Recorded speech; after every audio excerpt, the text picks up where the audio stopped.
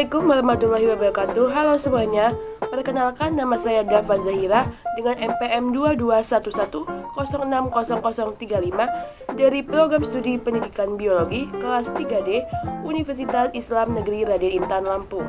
Di sini saya akan memaparkan sedikit materi mengenai media pembelajaran e-learning untuk memenuhi tugas mata kuliah media pembelajaran biologi dengan dosen pengampu Ibu Aryani Dwi Kesumawardani MPD. Langsung saja ke videonya. Baik, yang pertama ada pengertian e-learning. E-learning terdiri dari dua kata, yaitu elektronik dan juga learning. Secara harafiah, e-learning merupakan sebuah sistem pembelajaran yang menggunakan elektronik atau proses mengajar dan mengajar yang dilakukan dalam jaringan atau online. E-learning merupakan sebuah proses belajar dan mengajar yang memanfaatkan media elektronik secara khusus, yaitu internet, sebagai sistem pembelajarannya.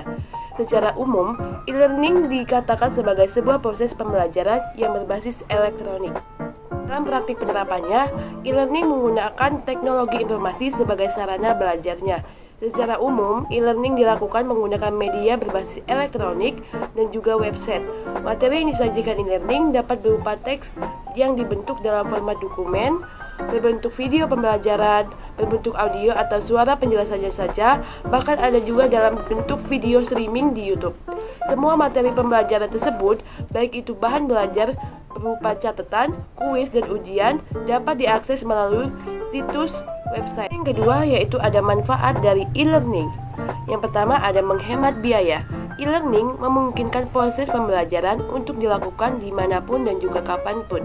Maka dari itu, pembelajaran melalui e-learning dinilai sangat efisien dalam segi biaya karena tenaga pendidik maupun peserta didik tidak perlu membayar sejumlah biaya yang biasa dikeluarkan pada pendidikan konvensional seperti biaya transportasi, biaya makan, biaya membeli buku, dan lain sebagainya.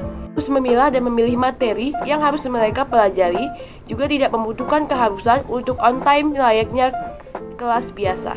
Ya, ada memungkinkan untuk memantau performa. Bagi para tenaga pendidik, e-learning memungkinkan mereka untuk memantau atau memonitor perkembangan peserta didik secara khusus dalam menilai pencapaian pada materi yang diberikan. E-learning memiliki fitur analisa dan pelaporan tentang hal yang menjadi kesulitan yang dihadapkan para peserta didik.